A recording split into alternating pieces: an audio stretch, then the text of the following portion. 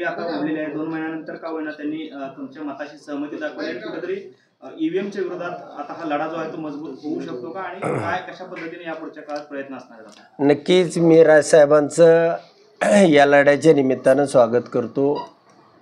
हा लढा अतिशय महत्त्वपूर्ण आहे. देशाला हुकुमशाहीपासून वाचवणार आहे.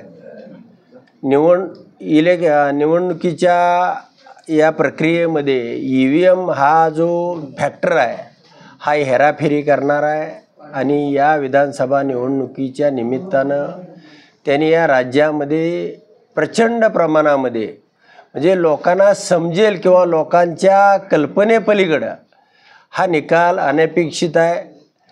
माझ्या स्वतःच्याच बाबतीमध्ये हे घडलं तरी मी मशीन तोडून निवडून आलो आणि म्हणून त्या ठिकाणी याचा शोध घेणं, याची माहिती घेणं हे गरजेचं वाटलं. काय माझ्याच कार्यकर्त्यांनी इलेक्शन दरम्यान त्या VVPATचे आणि त्या बॅलेट युनिटचे काही व्हिडिओ बनवलेले होते. त्यामध्ये स्पष्टपणानं चित्र असं दिसतंय की पहिल्याच व्यक्तीनं दाबलेलं बटन किंवा प्रिंट झालेली चिठ्ठी ही दुसऱ्या माणसाला, तिसऱ्या माणसाला, चौथ्या माणसाला दाखवली जाते. खरं तर चिठ्ठी ही तुटून खाली पडायला पाहिजे आणि त्यासाठी इलेक्शन कमिशननं त्याच्या मॅन्युअलमध्ये जो पिरियड दिलेला आहे तो 7 सेकंदाचा आहे आणि 7 सेकंदाचा वेळ असताना लोकसभेच्या वेळेला तुम्ही सगळ्यांनी पाहिलं असेल, तुम्ही सगळ्यांनी मतदान केलं असेल. बटन दाबल्यानंतर बीप वाजायचा आणि 7 सेकंदामध्ये प्रिंट छापली जायची, दिसायची आणि तुटून खाली पडायची. पण हे विधानसभेला नव्हतं.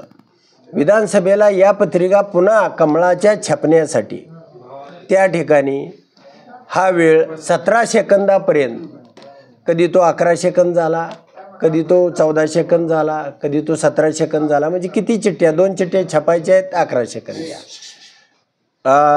3 चिठ्ठ्या छापायच्या आहेत 16 सेकंद घ्या, 4 चिठ्ठ्या छापायच्या आहेत 19 सेकंद घ्या. आणि अशा पद्धतीनं मतदान केंद्रावरती लाईनच्या लाईन लागल्या. लोकांना वाटायचं की हे पोल होत नाही, कार्यकर्त्यांना वाटायचं की लोक परत जातील. आणि मग हे का घडलं म्हणून मला इलेक्शन कमिशनकडून ज्या ज्या केंद्रामध्ये तुम्ही CCTV कॅमेरे लावलेले आहेत लोकसभेला आणि विधानसभेला, त्याच केंद्रामधले एक 5 त्याचे ही द्या. तुम्ही म्हणता एवढं बघायचं कवा, 36,000 वर्ष का 3600 वर्ष लागतील. फक्त 5 केंद्रातले व्हिडिओ द्या जे लोकसभेलाही होते आणि विधानसभेलाही होते. दूध का दूध आणि दूध पाणी का पाणी होऊन जाईल. दुसरा विषय, मार्कडवाडीच्या निमित्तानं त्या गावाचा आक्रोश या भारतानं, महाराष्ट्रानं पाहिला की आम्ही इतकं मतदान दिलेलं असताना ते 25%च का दाखवलं गेलं आणि मग त्याची पडताळणी करू म्हणून तुम्हा मीडियाच्या लोकांना त्या ठिकाणी प्रोसिडिंग ऑफिसर व्हायला लावलं आणि तुमच्या देखत गावाचं मतदान पोल करायचं होतं. पोलीस फोर्स का घातल्या, CRPFचे जवान का घातले, या प्रश्नाचं उत्तर इलेक्शन कमिशन देत नाही. त्यानंतर मी इलेक्शन कमिशनकडे गेलो, राजीव कुमारना भेटण्याचा प्रयत्न केला आणि खरं जर तो पारदर्शक असता, तो स्वायत्त असता, त्याच्या अंगामध्ये ताकद असती, तो TN शेषनसारखा लढाऊ असता, तो निपक्ष असता, तर तो त्या ठिकाणी उपस्थित राहिला असता. आणि मार्कडवाडीचा काय आक्रोश आहे, या लोकांच्या त्रुटी काय आहेत, त्याच्यामध्ये सुधारणा करणं काय गरजेचं आहे हे त्या ठिकाणी निवडणूक आयोगाला जाणून घेता आलं असतं. निवडणूक आयोग सकाळी होते, आम्ही गेल्यानंतर, आणि आम्हाला सांगितलं 4 वाजताची वेळ तुम्ही भेटायला या, आणि निवडणूक आयोग पळून गेले.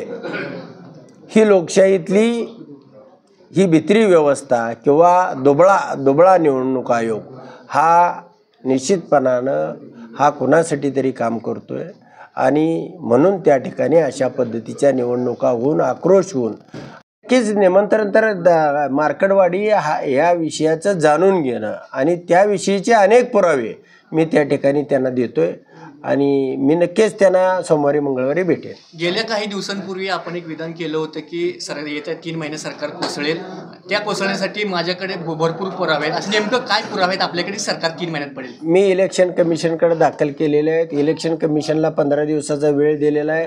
मार्कडवाडी गावामध्ये इलेक्शन कमिशननं यावं, धानोरे गावामध्ये इलेक्शन कमिशननं यावं, असे 5 बूथ दिलेले आहेत आणि तुम्ही त्या ठिकाणी ती प्रक्रिया करा.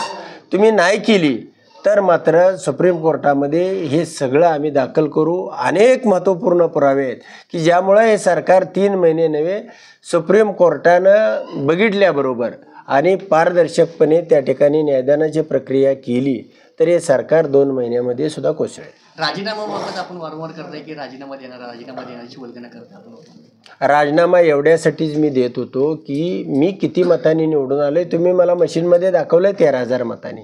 मी राजीनामा देऊन मला तुम्ही बॅलेट पेपरवरती पुन्हा तुम्हाला दाखवायचं आहे की या तालुक्याची परिस्थिती काय आहे आणि त्यासाठी तुम्ही बॅलेट पेपरवरती निवडणूक घेण्याच्या मुद्द्यावरती मी आजही राजीनामा तुमच्या माध्यमातून सांगतो, निवडणूक आयोगालाही सांगतो, सरकारलाही सांगतो, सभापतीलाही सांगतो की माझा निवडणुका आजच दिला असं गृहीत धरा, बॅलेट पेपरवर निवडणुका जाहीर करा आणि माझ्या मतदारसंघाची निवडणूक घ्या. म्हणजे तुम्हाला कळेल की या EVMच्या माध्यमातून किती हेराफेरी झालेली आहे. आमच्यासोबत सामील झालेला आहे. मुंबईला तुमचं जाणं येणं असतंच.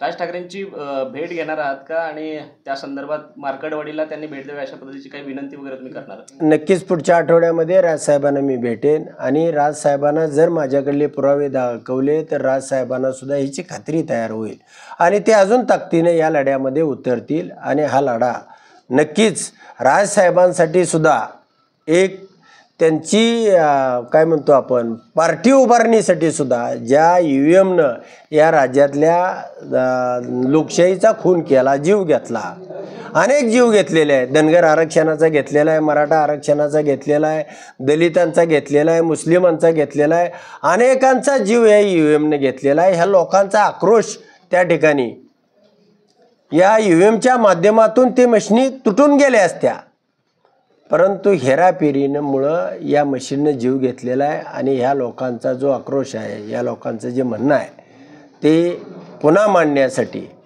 या EVMला ठीक करणं, दुरुस्त करणं गरजेचं आहे आणि राजसाहेबांना मी लवकरच भेटेन आणि त्या माध्यमातून ही लढाई आम्ही पुढे घेऊन जाऊ.